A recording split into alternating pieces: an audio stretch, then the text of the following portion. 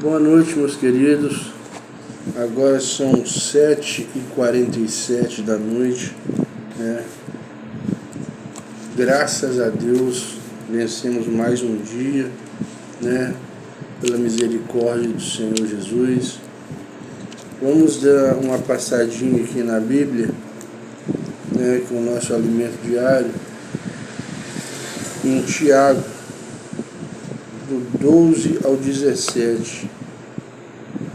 O 12 diz: Bem-aventurado o varão que sofre a tentação, porque quando for provado, receberá a coroa da vida, a qual o Senhor tem prometido aos que o amam. 13. Ninguém sendo tentado diga: de Deus sou tentado, porque Deus não pode ser tentado pelo mal, e a ninguém tenta. 14. Mas cada um é tentado quando atraído e engodado pela sua própria concupiscência. Depois, havendo a concupiscência concebido, dá luz ao pecado, e o pecado, sendo consumado, gera a morte. 16. Não erreis, meus irmãos. Toda a boa dádiva é dada, e todo o dom perfeito vem do alto, descendo do Pai de luzes, em quem não há mudança nem sombra de variação, né?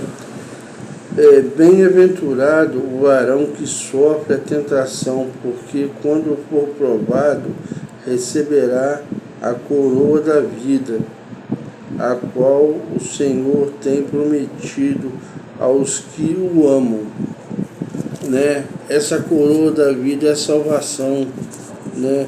É a morada eterna junto com o Senhor, porque todos nós somos tentados todos os dias, mas você tem como não cair em tentação, né? Você tem como não cair na tentação. Você que já passou por problemas de vícios e outras coisas mais, né? Pornografia, prostituição, etc e tal.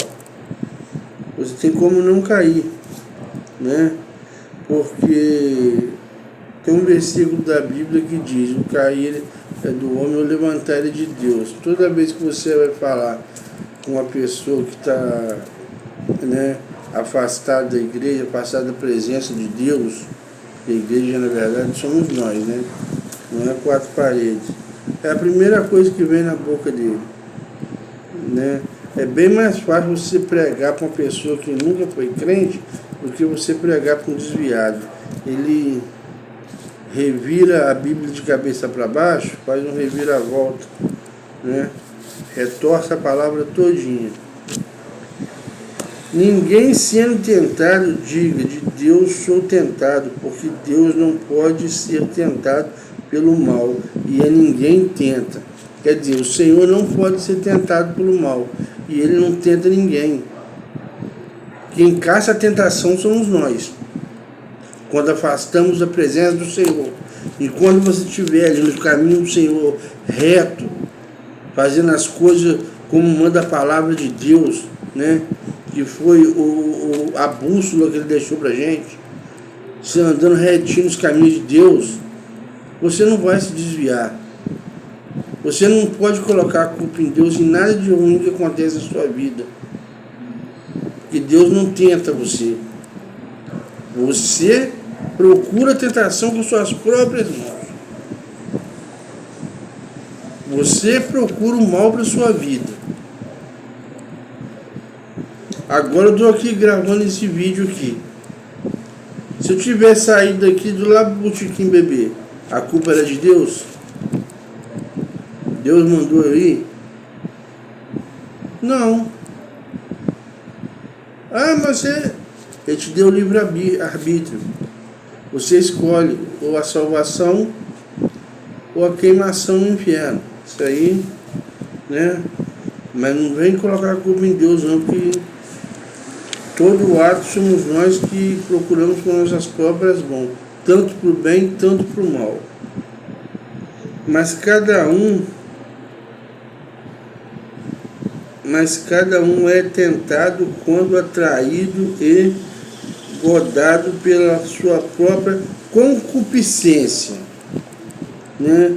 Vamos dar uma olhadinha com a concupiscência. Porque tem certas palavras na Bíblia que às vezes complicam um pouquinho o entendimento da pessoa, né?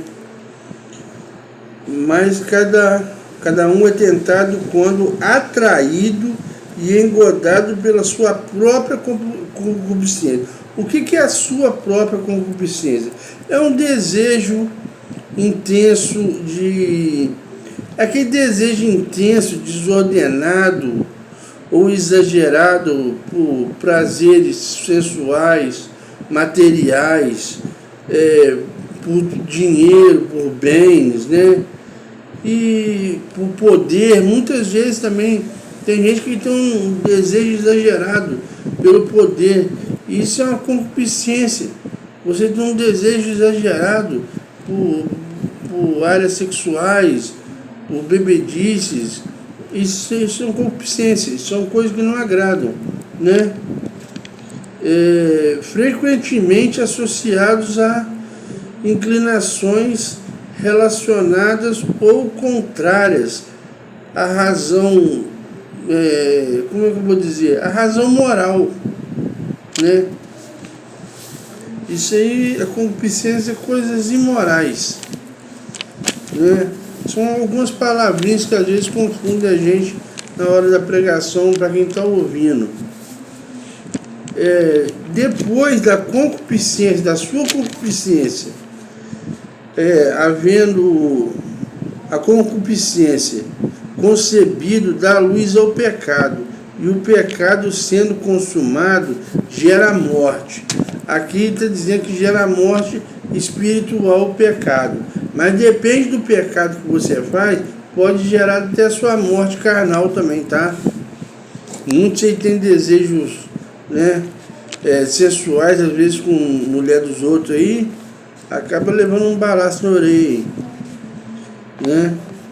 Depois, havendo a concupiscência concebido, dá luz ao pecado, e o pecado sendo consumado gera a morte espiritual, né? Ou, igual eu disse, a carnal também pode acontecer, né?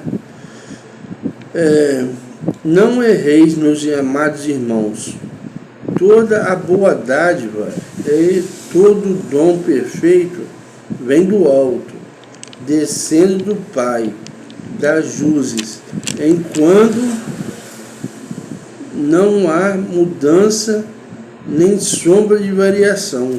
Quer dizer, em Deus não tem mudança, Deus não muda, Ele não tem variação, Ele não é igual o tempo que amanhece com o sol e depois do almoço está chovendo. O Deus lá de Adão e Eva é o mesmo Deus de hoje, Ele não muda. É igual a Bíblia, não muda. Entendeu? A Bíblia nunca fica antiga. Você pode fazer uma pregação aqui de Tiago 1 hoje. Amanhã você pode pregar Tiago 1, você vai ver outra coisa. Você pode pregar o mesmo versículo o ano todo e cada dia você vai entender uma coisa diferente. Entendeu? Por isso que a palavra do Senhor, ela nunca fica velha. Ela sempre se renova, né?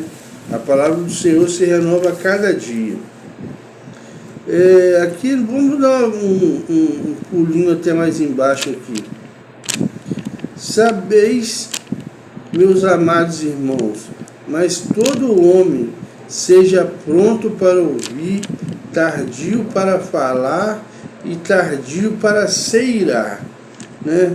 A gente deve manter a mansidão, porque hoje em dia o pessoal quer levar tudo, né, na ignorância. Pelo que, rejeitando toda a imundícia e a superfluidade de malícia, recebeu com mansidão a palavra em vós enxertada, a qual pode salvar as vossas almas. Outra palavrinha, superfluidade. O que é uma superfluidade? Outras palavrinhas também que a gente pode confundir, né? A pessoa numa pregação. A superfluidade é a característica do que é supérfluo, né? Representando o excesso, a abundância de coisas inúteis, né? A superfluidade ou algo, como se diz, desnecessário, digamos assim, é a superfluidade, né? Vamos repetir aqui, pelo que rejeitando toda a imundícia e superfluidade, nós temos que rejeitar isso, de malícia, recebi com mansidão a palavra, recebei com mansidão a palavra em vós enxertada, a qual pode salvar as vossas almas, né? O que significa isso? Que você, ao ouvir a palavra de Deus, não seja simplesmente um ouvinte, pratique a palavra de Deus, né? Porque não adianta você ficar aí, vai no culto todo domingo, toda quarta-feira, né? Fica sentado, abre a Bíblia, lê, ouve a palavra, mas entra no ouvido e sai no outro. Você é um ouvinte. Você tem que ser um praticante da palavra de Deus. Você tem que praticar os ensinamentos que Deus deixou na palavra, na Bíblia. Porque a Bíblia é a bússola do crente. É o nosso manual de instrução. Não é você ser aquela pessoa, aquele crente chato, aquele crente enjoado. Porque tem uns crentes também que misericórdia, né? Glória a Deus por eles, mas... E tem pessoas que são crentes que você nem sabe. Tem pessoas que às vezes trabalham com você há 10 anos, você não sabe que a pessoa é crente. A pessoa nunca abriu a boca para falar de Deus, né? Tem uma denominação aí que o pessoal critica muito. Pô, mas que gente chata. Vem bater na porta da gente na hora do almoço, não sei o quê. Eles estão fazendo o ID. Eles estão fazendo o ID do Senhor. O Senhor diz, ide e pregai o Evangelho. Eles pregam do jeito deles, né? Eles pregam o Evangelho do jeito deles, mas eles estão fazendo. As pessoas lá que mexem lá com as coisas do capiroto lá, pode estar chovendo canivete que eles estão lá. O crente, se olhar um nuvem do tamanho da mão do homem, não vou no culto hoje não, que vai chover. Entendeu? Isso para nós crentes eu acho que é meio vergonhoso. Tem muita coisa que o crente faz de errado dentro da igreja, crente cascudo, faz de errado dentro da igreja. Agora eu já falei o que eu tinha que falar, vou dar só bater uma bola com vocês aqui. Tem crente que senta e fica quietinho, sentadinho. Quando chega na hora da palavra, o pastor vai pregar, aí começa, quer ir no banheiro, quer ir beber água. Poxa, gente, não é assim que funciona. A hora da palavra é a hora da palavra. Seja o pastor, seja um pastor visitante, seja um presbítero que for pregar, né? E para pregar num púlpito da igreja também, no altar, o pastor da igreja tem que conhecer bem a vida daquela pessoa. Porque no dia do juízo final, é ele que vai dar conta, né? É ele que vai dar conta da abobrinha que o cara falou lá na frente, que os irmãos ouviram e começaram a praticar. Outra coisa também, você dá oportunidade para a pessoa para ler a palavra introdutória. Tem crente cascudo que não sabe o que é palavra introdutória ou faz de brincadeira, né? Que a pessoa lê o texto, em vez de fazer uma oração e voltar para o seu lugar quietinho, não. Quer explicar o texto que leu. Isso não é leitura introdutória, isso é uma pregação. Tem crente que faz de besta, né? Mas então tá bom, meus irmãos, vamos ficando por aqui, tá?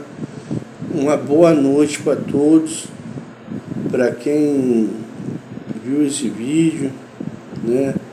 Ele é um pouquinho longo, tem 16 minutos, tá?